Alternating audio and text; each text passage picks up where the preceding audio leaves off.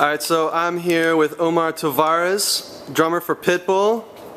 We just got finished building his new rack, Gibraltar rack. How's it going, Omar? Good, man. I'm doing great. So tell me a little bit, why did you choose to come over to Gibraltar?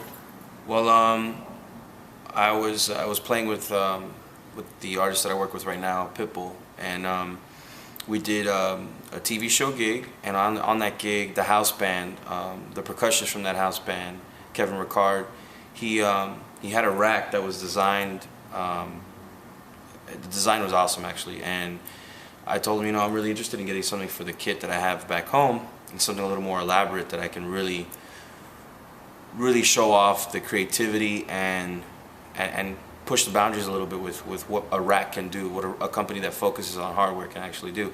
So he told me, you know what, contact a gentleman over at Gibraltar by the name of Brent Barnett. He's the one that helped me with this rack and designed it and put it together, and you know, give him a call and see what happens, because I think it'd definitely be a cool thing to do. So yeah, I went ahead and made that phone call, and this is what came out. This whole rack. This is wild. Yeah, this is extraordinary. This is really wild. I love it. So yeah, the concept that I had was I wanted shapes. I wanted things to. I wanted the rack itself to be low profile. I wanted to make it look like it was coming out of the ground with antlers or with fingers of some sort. I wanted to mimic that image with the drums, and I definitely did not want a front bar in the front for the toms. I wanted the toms to just breathe, so you could see the shells, you could see the logo of, you know, whomever I'm working with or I'm endorsed by. You're basically splitting the rack itself into two pieces.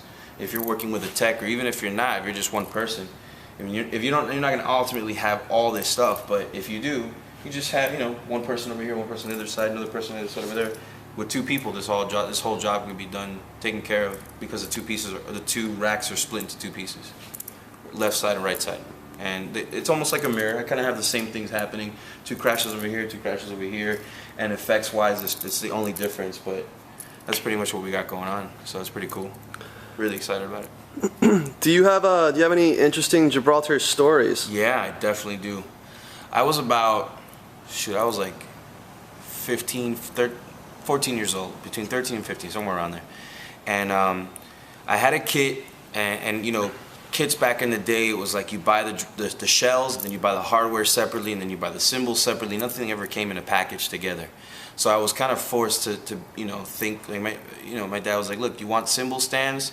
We gotta break them down, and basically, if you're gigging, maybe you shouldn't take so many cymbal stands. Maybe you want to stack some cymbals on each other or something like that. And I kind of thought about it. I said, what company does that?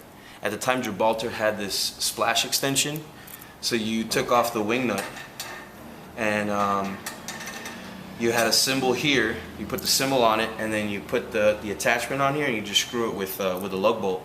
And the attachment went up to the left and up again, and you can add a splash cymbal to it.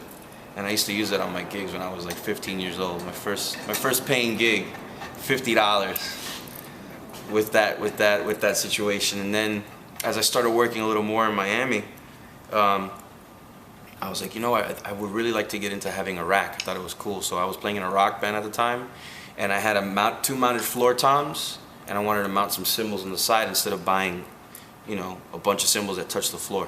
And that's what I went ahead and did. I bought myself a Gibraltar side rack, and it connected to a T-leg situation in the back, went across. It wasn't curved, it was a straight bar. Went across, and then I attached it to a cymbal stand that I had available, and that cymbal stand was my right cymbal stand, and it worked. And I had all my cymbals racked there. The other side, I just had, you know, hi-hat and another crash cymbal. But it definitely saved my life, and my drumming life, my drumming career at a very early stage. So it was cool. It was definitely a cool experience, and since then I've been a fan, definitely.